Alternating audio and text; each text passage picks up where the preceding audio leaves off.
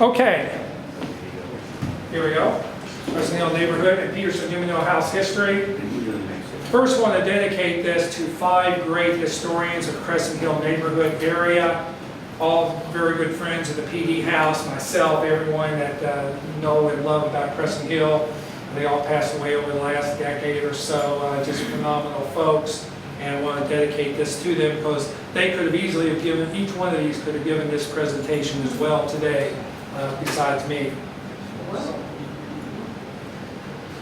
So the first question I get is, where is Crescent Hill? Where is it?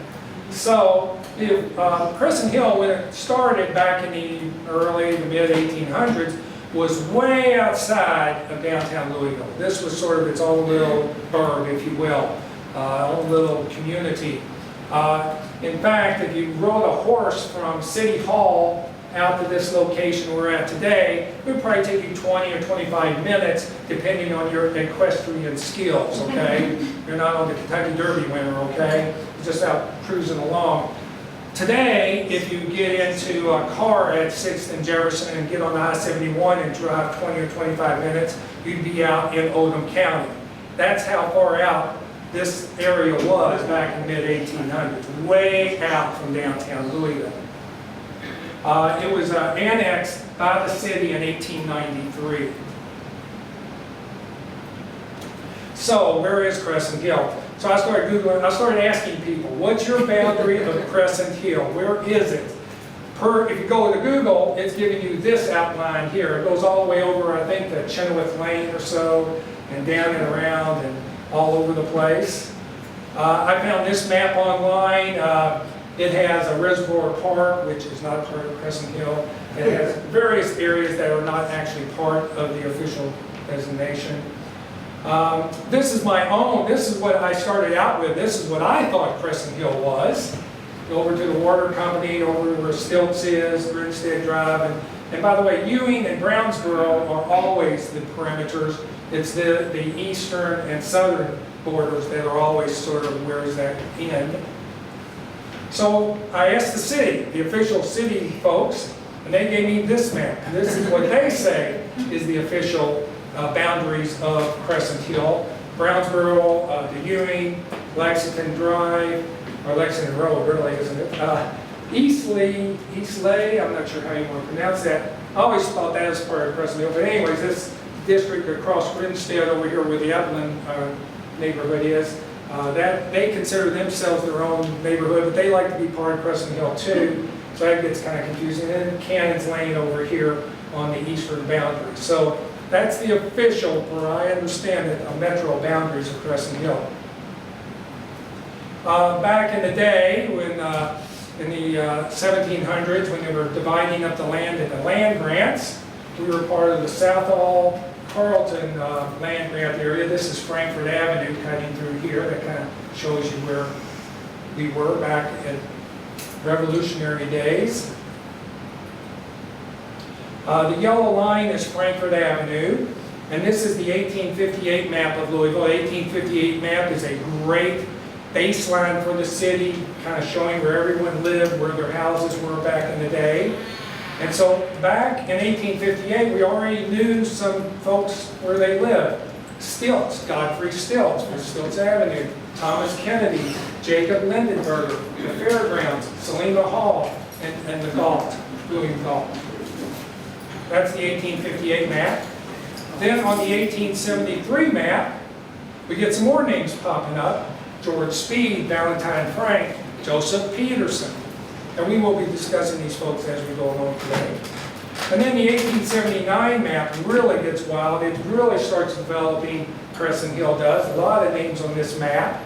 And that's the Peterson Dumesnil House at that star right there. So these maps are online. You can Google them and look at them all day long if you want to see who's where.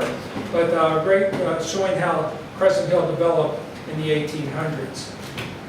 And this is a street map of it as today. Here are some points of interest in Crescent Hill, which we will be discussing these as we go along. So first I want to talk about transportation. As noted earlier, it was a long distance to get to this point, so how did people get here?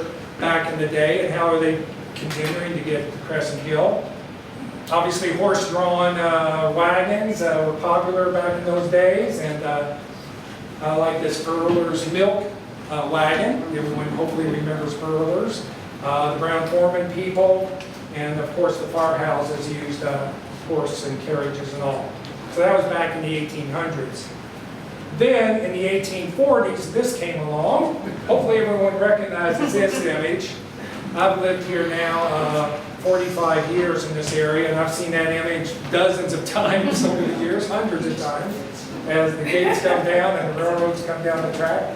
But that was built in about the mid-1840s, this railroad track, 180 some odd years ago. Then next, more recent development, the streetcar line. Between 1893 and 1943, we had streetcars, and this is the only photograph I found of the actual streetcar as it went by past the Frankfurt fire engine house there. So yes, there were streetcar lines on Frankfurt Avenue at one time. Here was the streetcar route. It started on Market Street, then maneuvered over to Payne, then it went up Clifton over to Frankfurt Avenue. And the reason why I think it did that is the railroad crossing there. It did not want the street rail tracks to cross the actual railroad there. And I couldn't find out exactly where a terminus was. I think it was at Oxford Street there in near St. Matthews. But anyways, we have streetcars here. Then, this is a very historic date in Louisville history, October 4th, 1898, when the first horseless carriage came on the scene and automobiles started roaming the streets. It was actually an electric car back then, believe it or not. Interesting how times have changed, right? But anyways, by 1908, we had 400 automobiles roaming the streets of Louisville, and so it hasn't ceased yet, has it? So anyways, cars, next transportation. So let's take a couple of scenes along Frankfurt Avenue. Again, Frankfurt Avenue here. One interesting thing, everyone wonders, well, how did it get its name, Crescent Hill? Well, Frankfurt Avenue is actually a ridge line. If you like hiking, as I do, you always walk the ridge lines because you're not walking on the hillsides. But yeah, Frankfurt Avenue, everything, the topography falls off on either side of Frankfurt Avenue. So we are on a hill, or Crescent Hill. And they said due to this bend here, that's the reason why it's called Crescent Hill. I'll let you all decide if that's the correct terminology. I've heard other descriptions of it as well, but that's the one I tend to refer to. Frankfurt Avenue. Of course, it goes out to, Frankfurt Avenue, then Shelbyville Road, then all over to Frankfurt itself, state capital. Some other scenes of, this is looking west on Frankfurt Avenue, down where Porcini's is. And if you look real closely, it's not changed a whole lot. I'm not sure when this photograph was taken. By the look of those cars, it looks like about the 1940s or 50s. But all the buildings that you see there are still in this photograph. Again, all the buildings that you see looking eastward there on Frankfurt Avenue, the gallery that's there, Margaret's Consignments over here, Carmichael's a little bit farther down. More history here. There at Crescent Avenue and Frankfurt Avenue used to be the original fairgrounds for the city of Louisville for about 20 years, between 1853 to 1873. It's called the Fairview area. It's still referenced as Fairview District in that area. Firehouse, of course, the historic firehouse. Not much has changed there, other than they took down the canopy, it looks like. Our Crescent Hill Library, built in 1908. This is an interesting corner here, Stilts and Frankfurt Avenue, 1930. Notice the nice house just beyond there. And then the headrest. How many remember the headrest? Yes. I think this was a tornado photograph by the damage that you see here. That's why it's labeled in 1974. And then what it looks like today at that intersection. A lot of changes there at Stilts and Frankfurt Avenue. The Masonic Lodge became the Crescent Theater, became Dietrich's Restaurant, which I think now is condominiums, I want to say. It's residential. So a lot of changes there. This is just up the street here from us here at Peterson and Frankfurt Avenue. It was the Schaus, S-H-O-U-S-E, Schaus House, which is still there. It's in the back here, if you notice. They added on to, which I thought was a nice addition to the house. They kind of maintained the same sort of character to it. Here's a little bit more dramatic change from the old gas station there at Frankfurt Avenue to Red Hall. I thought this was a nice one. The A&P, does anyone remember the A&P grocery chain? Yes. Wait. No, I was just remember that A&P. Do you remember that A&P? Oh my gosh, I don't want to ask that. It's been a while, I think. I think it was Hudson's Market at one time. Not that building. Not that building, but a different one. Yeah, there was a Hudson Market in that area. Wait for it here, my machine's sometimes a little slow. I'll press it one more time, I'll wait. It has a mind of its own. Let me go back just one, make sure I got it right. But anyways, there's some great businesses along Frankfurt Avenue, restaurants, Eggs Over Frankfurt, Burger Girl, Porcini's, FABD Barbecue, which me and my wife refused to go into for many years, thinking it was a biker's hangout. But we frequented it since, and we were there just the other day. But we have a lot of great restaurants up and down Frankfurt Avenue, not only in Crescent Hill, but Clifton area as well.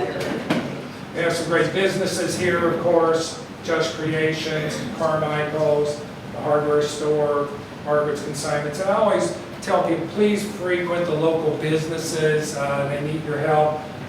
I refuse to go to Home Depot. I buy a lot of my stuff here at the hardware store. We've got to shop local, okay, to keep these businesses viable. It's held up just a bit again, it's thinking, okay. Now then, within the Crescent Hill area, we have a lot of what I call large property institutions. A lot of campuses in this area, and I'll go over that here. The first campus is a St. Joseph's Children's Home, which is Children's Home, that's what it's known as now. Most of us old-timers call it St. Joseph's Orphanage, but it now goes by St. Joseph's Children's Home. And we just had a big event there just recently with the picnic. That's been going on for many, many years. I think it's 1848 or so was when it was founded, if anyone knows the exact date, but it's been going on a long, long time. Of course, the water company has a big presence in Crescent Hill with all the filtration basins that they have there. They're currently doing a huge restoration of the basin there at the gatehouse area there. Got some historic markers. Sacred Heart Academy, huge campus there, and the Ursuline Chapel is there. That is now, I think, part of Sacred Heart's campus, correct? Sacred Heart now maintains the chapel. It's spectacular. If you've ever had a chance to go inside it, beautiful chapel. And Sacred Heart just announced recently they're doing a huge major front addition there to their school. $30 million. How much? $30 million. $30 million. You're on the fundraising committee. The Magic Club used to have magic shows there, and we didn't this year. And they stopped it, I think, outside people using it. And I volunteered to try to get us back in there, because I know a couple people down there. Excellent. This is a little out of sequence, more on the water company there. The landmark water tower, wow. That was a landmark for, I'm not sure how many decades, but everyone referred to the water tower as to their directions and where to go in Crescent Hill. I'm not sure when they took it down. It was about 20 or 30 years ago they removed that.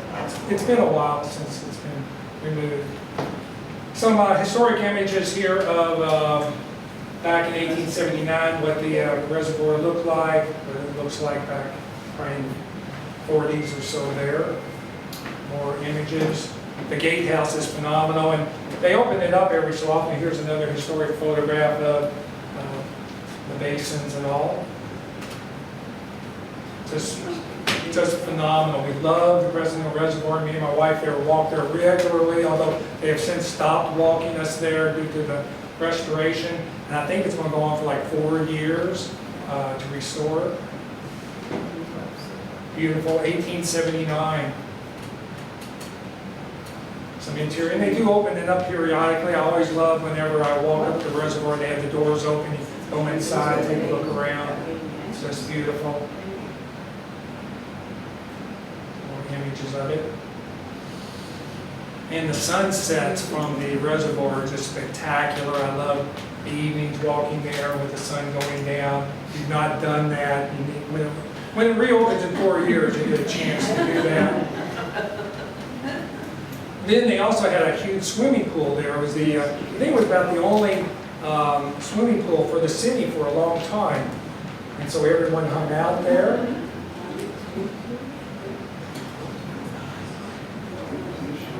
But they since have closed that, and now the Mary T. Maher natatorium is there that they use, based on Mary T.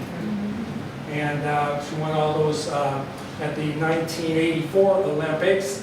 In fact, she would have won a lot more if they had had it in 1980 when she was actually in her prime, but due to the boycott with Russia back in those days. I'm glad we got over this Russia thing all of a sudden. But anyways, 1980 Russian Olympics, and she could not swim, but she did do fairly well at the 84 Olympics. And I think they just finished restoring this as well. Correct me if I'm wrong for those of you that swim there, but I think they just completed a restoration of this also. Another large campus, Southern Baptist Theological Seminary. They used to be downtown on Broadway, around 5th and Broadway or so. And then they moved out here in the early 1900s. Big campus. And then right to the south of us here, we have the Barrett Traditional Middle School, which I still call Barrett Junior High School. Some of y'all may still do that. But you don't want to be in this neighborhood around, what, 3:30 in the afternoon or so. Now, you avoid Crescent Hill around 3:30, 2:30. Traffic is gridlocked. And here are some photographs of it being constructed.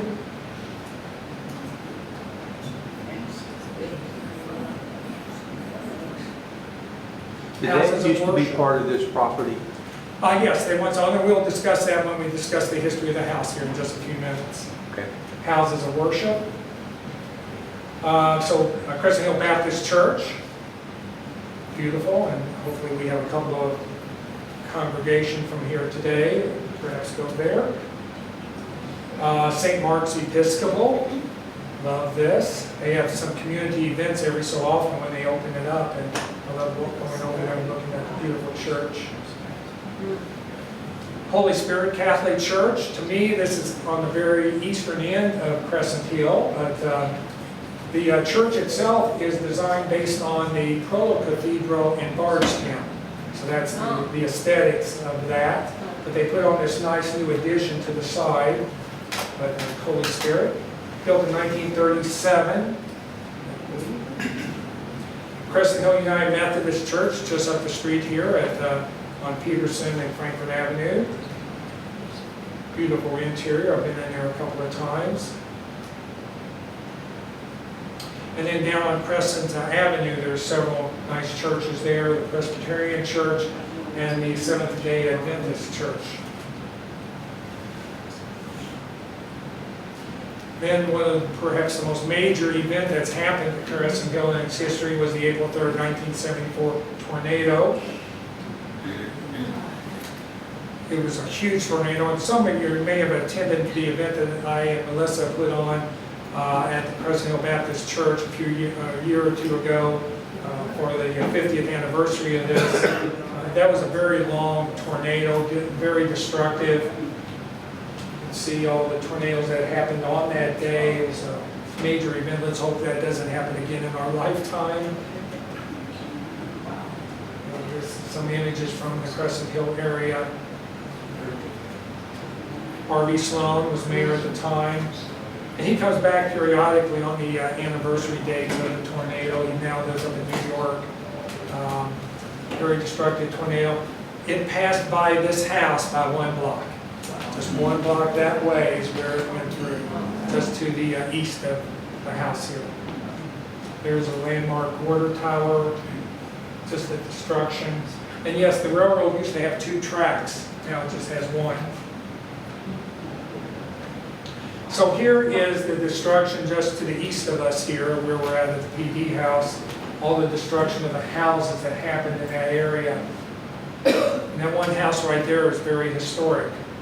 That was known as the Turret's house. Here it is there. It's now a park area. If you go over to Kennedy Court, it's a huge park. But the Turrets sat right where that park was. That's what the house looked like. And the tornado went right through it. Here's a little bit of history on the Kennedy house, the Kennedy folks. Just very, gosh, I don't ever recall seeing it. Some of y'all may have been around at that time. I've seen that spectacular home, but wow, how much we lost when we lost that. Here's a rendering of it. So going to the Kennedy house, let's talk a few more about notable houses in the Crescent Hill area.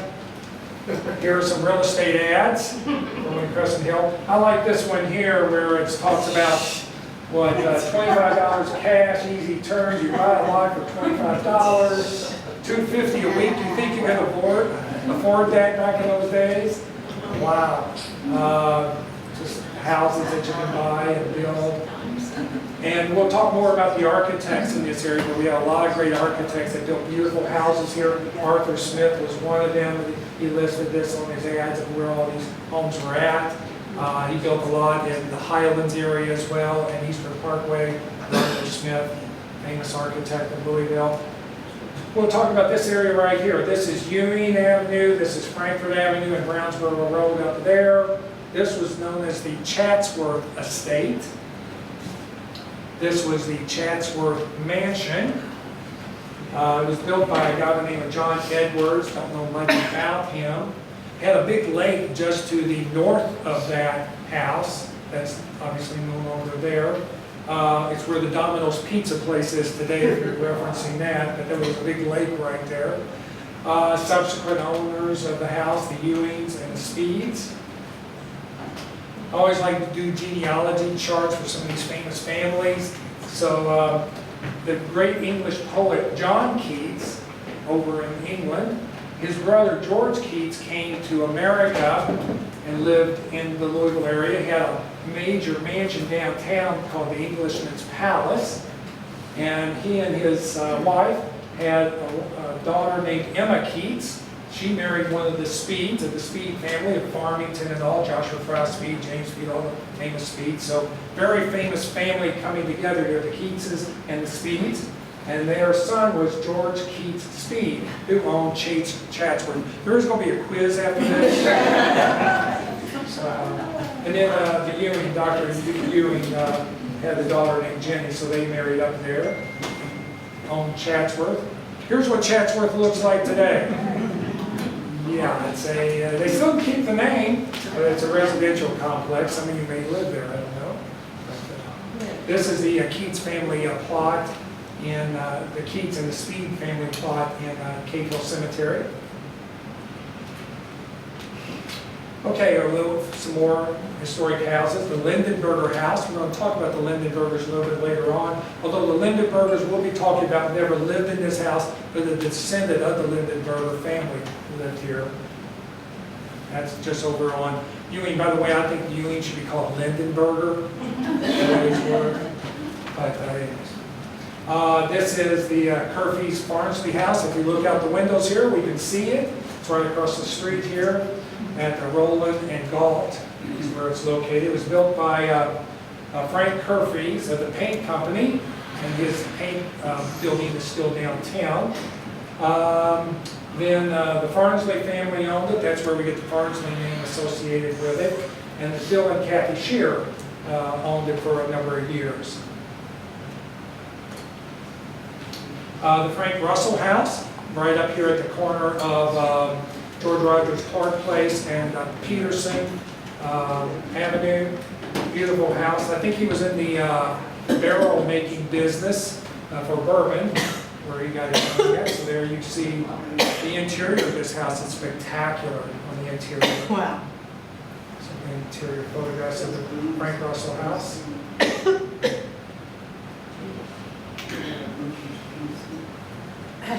Very nice house, beautiful.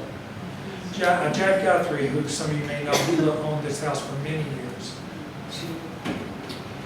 Now then, the Valentine Frank house. I always loved the name Valentine Frank. Where did you come up with a name like that? I don't know, but he lived just right over here. And me and my wife used to live on Frank Avenue for many years. And I'll give you a little history on that a little bit later. But anyway, so his house, Valentine Frank, and it was a farm, a pig farm is what he had. He even put his initials up there on the roof of the house. And I put this photograph of the hogs going down to the stockyards. Believe it or not, they used to drive cattle and hogs and all down Frankfort Avenue to the stockyards. That's how they used to do it back in the day. In fact, if you see all these big stone walls around the Crescent Hill area, that was to keep the livestock out of your front yard. Having those big stone walls. So Valentine Frank, their house was right in this general area here. It's no longer there. This is his gravesite in Cave Hill Cemetery. And in my bathroom at my house on Frank Avenue, we had tiles with pigs on them. I still have those tiles. I couldn't believe it. But yeah, so that was an homage to Valentine Frank. Another great house, the Mary Murky House, or Merck, however you want to pronounce it. Beautiful house on Height. A lot of you see it as you drive up and down Height. I'm not sure if it still looks like this. I took these photographs about 15 years ago. But I think the family that, when I took these photographs, still live in that house. This is where the Merck family is buried, Merck and France family, in Cave Hill Cemetery. And on the plaque there, it talks about the Mercks, and who they were, and where they came from. They owned a grocery store down on Main Street. And when the husband, Casper, passed away, his widow, Mary, built that house. So the husband never lived in the house. But his money paid for it. That's another story. Anyways, and on the back side of that house, and if you don't get to see, is this beautiful swimming pool. I wanted to dive in the day I was there. Beautiful. The field house there at Crescent and what is it? English. I'm trying to remember. It was across the street. But anyways, it was actually built by a guy by the name of Jonathan Wright. I think Henry Whitestone, who also did this house also, I think he did this house as well. He was alive at the time, although a little bit in senior years. But it has all the hallmarks of a Whitestone house. It's Italianate design, long vertical windows, the bracketed eaves. A lot of the detailing here reminds me of Henry Whitestone, so perhaps he did that. And of course, Field Elementary, this is the original school here. It was very long and linear. It was the first one-story schoolhouse in Jefferson County.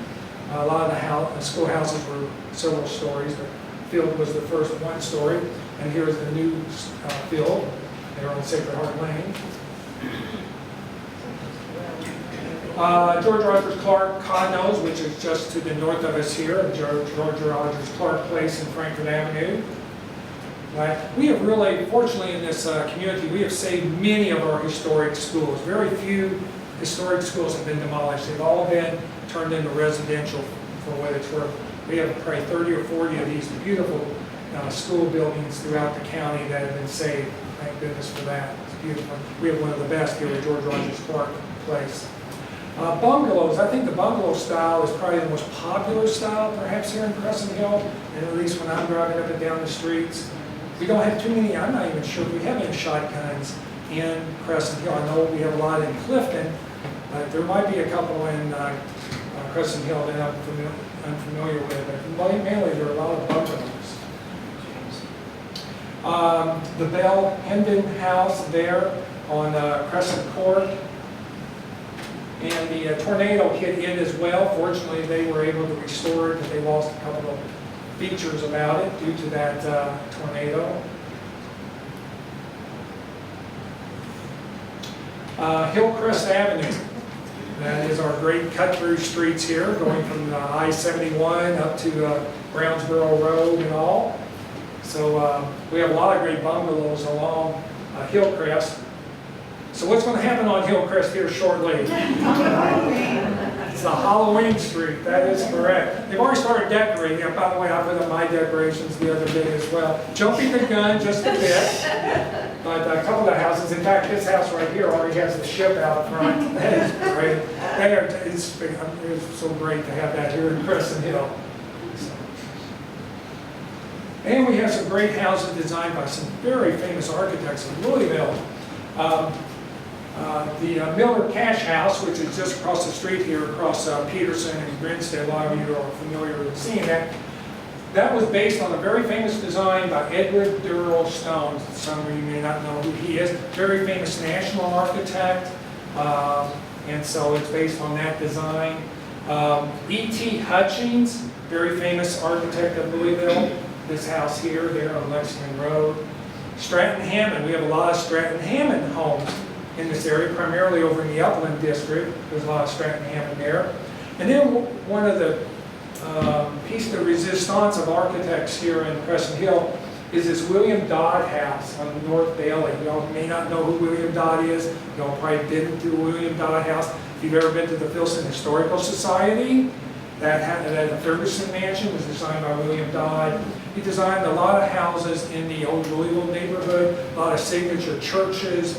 Very well-known architect of Louisville, William Dodd. How he did this one house over here on Bailey, which is totally out of his area, I do not know, but we do have it documented. That is a William Dodd house there at 143 North Bailey. Now then, let's get to what we are sitting in currently, the Peterson Dumesnil House, built in 1869. By the way, I think this is Eliza Dumesnil out here. I think she's the one that had the two children. Carrie Rowland, I don't think, I'll correct it if I get to the next slide, but I don't think Carrie had any children. I think Eliza did. Here's the Dumesnil House as it looks today. A few years ago, they asked me to do some floor plans of the house, and so this is one of the drawings. This is the first floor. We are seated right here today in that area. And then this is the upper level there. What I like about this house is this back staircase that they could use to get down to the kitchen area. And of course, we have the main stair, which is pretty nice itself. We have this little hidden staircase in the back. And then the bedrooms up above. Some nice photographs of them. I do not know who this is. I think it might be Eliza. I think she's the one that got married last. But she was standing right in front of that fireplace. That was the entry of the house. It's beautiful. And in this month's St. Matthew's Magazine, some of you may have gotten the St. Matthew's Magazine, has a nice article that details the history of the Peterson Dumesnil House. So you want to pick up the September 2025 edition. If you don't have it, if you go to the St. Matthew's Library or some of the stores in the area, probably Carmichael's probably has it as well. And it's free to pick up, by the way. You don't have to pay for it. It's free magazine that I did this article on, which kind of led to this presentation today.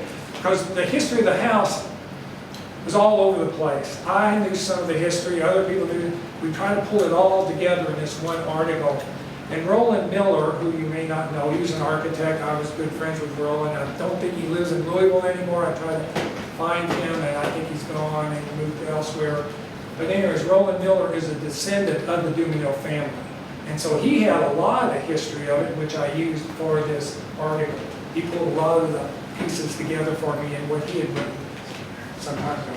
So here's the timeline of the PD house from when Joseph Peterson was born in Philadelphia in 1812. He and his wife Caroline moved here in 1837. He was in the tobacco business, for obvious reasons. He didn't want to come here to the heart of the tobacco country.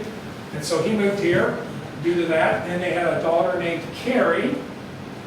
And then Joseph's wife, Carolyn, dies.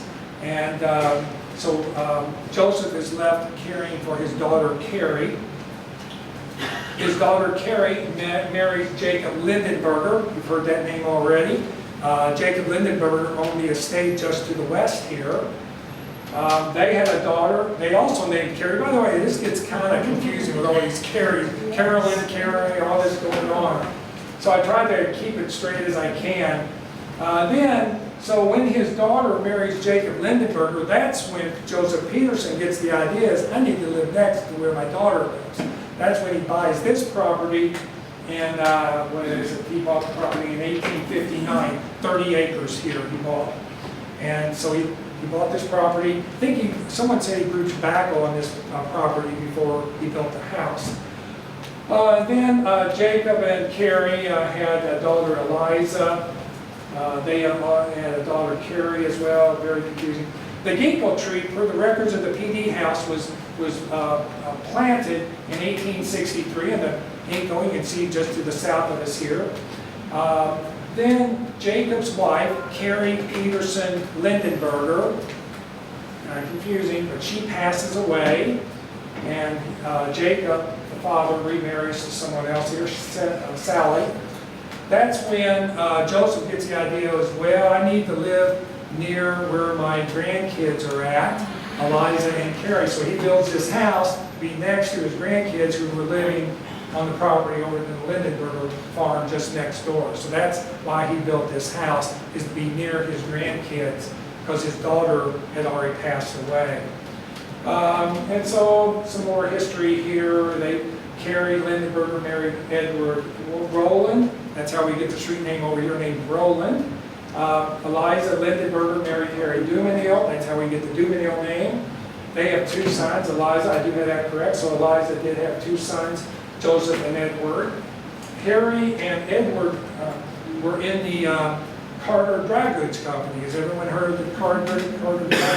That is now where the Science Center is today, down on West Main Street.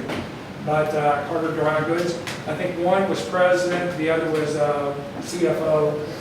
And then Joseph Peterson passes away at age 77 in 1889. That's when Carrie and Eliza inherit this house and move into this house in 1889.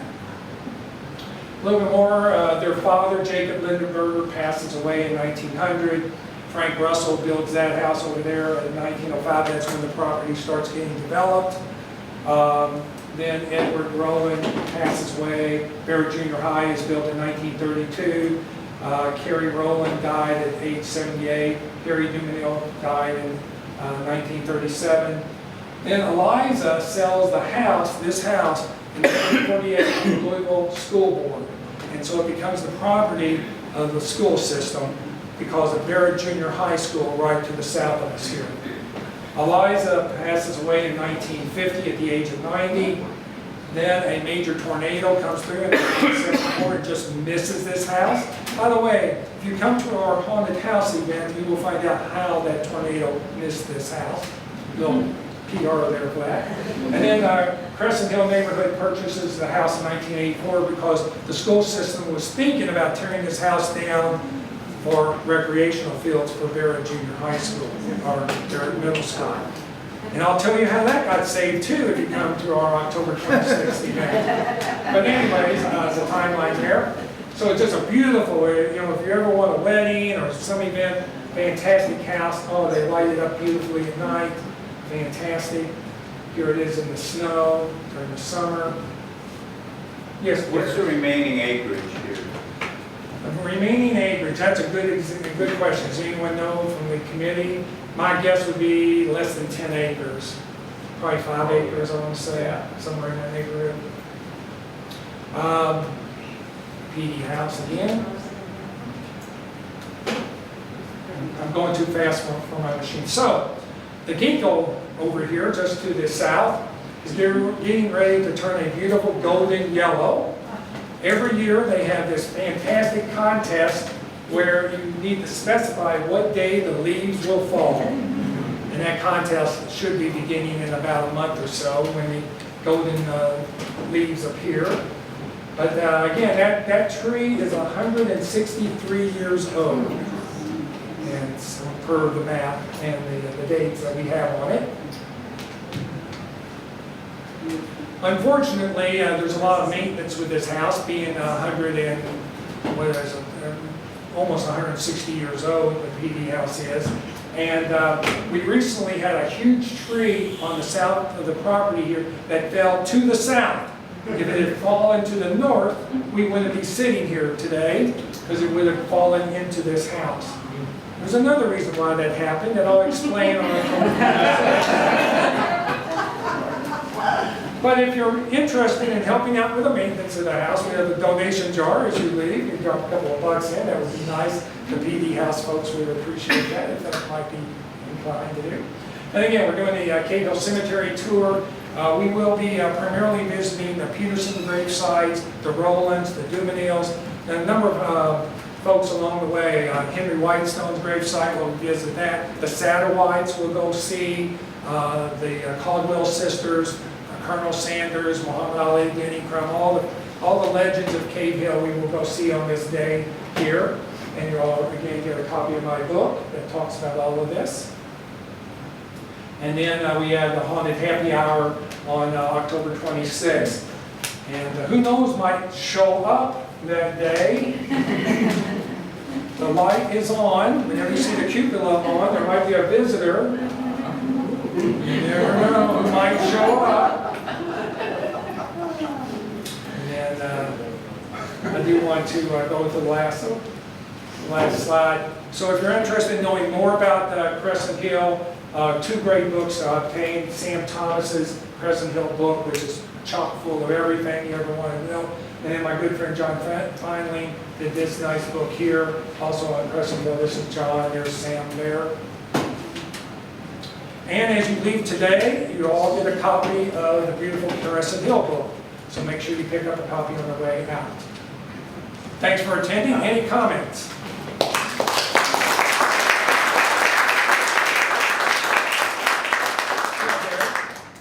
You were referencing how quickly things can change. Floating around the internet, there are two images. I think they usually put them side by side. Both of them taken from the same perspective above Times Square. One, I believe it's 1888, one 1898. In the 1888 photo, you can see hundreds of carriages and wagons, everything horse-drawn, except, and I believe there's a little arrow in one corner, there's one automobile. So fast forward 10 years to 1898, same perspective, totally there must be hundreds of vehicles, all of them automobiles except for one that is horse-drawn in just 10 years' time. Other questions? Yeah. Was Crescent Hill Golf Course part of this? Yeah, Crescent, well, it's kind of on the edge. I'm not exactly sure where we draw the line. You have Mockingbird Valley neighborhood over there as well.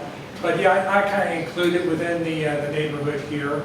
Now, when was that golf course built? I do not know. When It's part of Masonic Homes property. What, the Crescent Golf course. Yes. Well, Masonic Home is more towards St. Matthews. That's Yes. more, but the golf course is more towards the water company side. So I don't know when the golf course was built, but it's been there a long time as well. Anyways, you know, Masonic was Home the is actually part of, Masonic Home is actually technically part of St. Matthews. What was the name of St. Matthews before it became St. Matthews?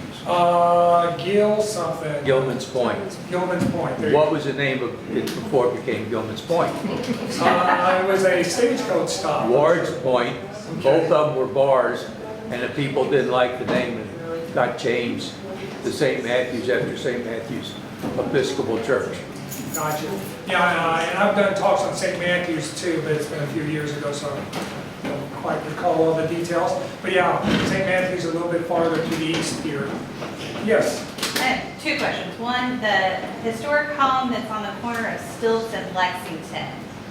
Do you have any information on that one? Stilts in Lexington. Step back a little bit. No, I do not have anything on that. No, I need to go over and take a look at it. I'm not too familiar with that house. I know, oh, well, wait a minute. Stilts in Lexington, it's not the one that I had previously, was it? I did. We didn't have it up there. Northwest. Northwest. Oh, northwest corner. Your Evans house. Oh, okay, I know what you mean. It's coming up. No, I do not have any information on that, but we should be able to come up with that. But I know which now house you're talking about. I think it has a stone wall. Yeah, somebody hit, I think, a car hit one of the entrances recently. They just rebuilt it though. Odd about that, isn't it? Cars hitting things. But anyways, no, I do not, but if you send me an email, I'll look it up and find out. Okay. Or it's probably in Sam Thomas's book, probably. My other question was, what is the connection? I believe there's a Dumesnil Street in the west end of Louisville. What is the connection? They own the farm there. The Dumesnil family owned a big farm. Okay. It was west on Oak, farther out. They own a big farm. I think they have owned the dairy farm. Parkland area too. What's that? There's a Dumesnil in the Parkland area. Parkland area, correct. Yeah, they own, I think it was a dairy farm is what they own, the Dumesnil family. Correct. Did you say this will be on YouTube at some point? That's correct. In fact, by tomorrow, it'll be up on YouTube. How do you find, what keywords? Just put, all you may want to do is just put in Crescent Hill neighborhood, it should pop up. Our Louisville Historical League, we put it all. We have about 150 videos of Louisville history on our Louisville Historical League channel. If you subscribe to it, you get notification. When we put one up about every other day, we put a video. We put a lot of videos up. Yes? I live in my place condominiums at the old school. I've been there 40 years. The biggest change I've seen, and I think the people who live in the neighborhood will agree, is that now when you walk around the neighborhood, you see a lot of young couples with children, and which is a great thing, of course. Do you have any demographic data to? No, I do know who me and my wife moved into the neighborhood with young kids. People said the same things, like, oh gosh, we got young kids in the neighborhood. But no, I think we have overall about 7,500 residents per Googling. If you Google that, you can Google that information for what it's worth. But I think it said we have 7,500 to 8,000 residents in the Crescent Hill neighborhood. I do not know the kid situation, but you're right. Yeah, they come and they go. Yes. When you talked about building the subdivisions, the homes in these subdivisions, and you showed the, you get it for so much money, were there deed restrictions on those, do you know? Oh yeah, a lot of them unfortunately have deed restrictions about what ethnicity could move in and that sort of thing. My property that I had deed restrictions on it, yes. But per the 1964 Civil Rights Act, all of that went out the window, so it couldn't be there anymore. Did you ever come across any reason why there's Sears and Roebuck homes in the neighborhood? Well, they were very affordable. You could order them. You did, if you wanted a nice distinctive style. In fact, back in the day, more than likely, well, Whitestone built this and was an architect. But usually when you see some nice houses out in the countryside that you know an architect or designer more than likely wasn't involved, it would have been a prefab home. Or they used to sell pattern books that the farmer would say, hey, I like this house style, and he goes to his local builder and they would build it.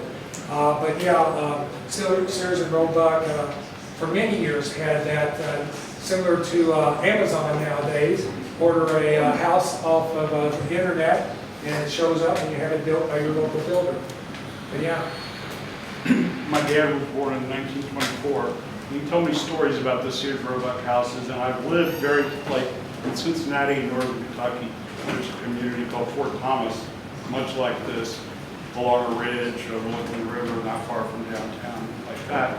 But my dad said it would show up at the train station. You had to get a horse and buggy probably, because they were halfway between Lexington and Cincinnati. And somebody had to build your foundation, and then you had to get somebody to assemble it. But he said if they got out a saw, they'd messed up because everything was pre-cut. If you get out a saw, you were doing it wrong. But there's a design like a big square box, 2-story, 3-bedroom, a pyramid roof, porch, like that. There's that style. There's another style. It's one with they call it the Monticello.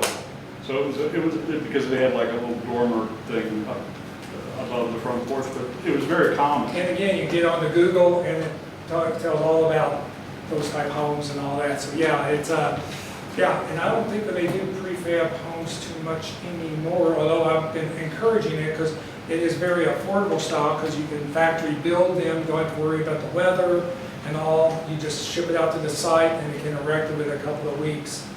As such, in fact, they just did a similar home. There's a company that just recently located in the West End that's specializing in prefab homes, and they just built one in the West End that I went by and see. They said it took 3 weeks to erect it. Wow. So- And one other thing on that, the bungalows that you showed, those are all over Fort Thomas, as well as properties like this. It's sort of a weird mix, but you can identify those 1920s bungalows.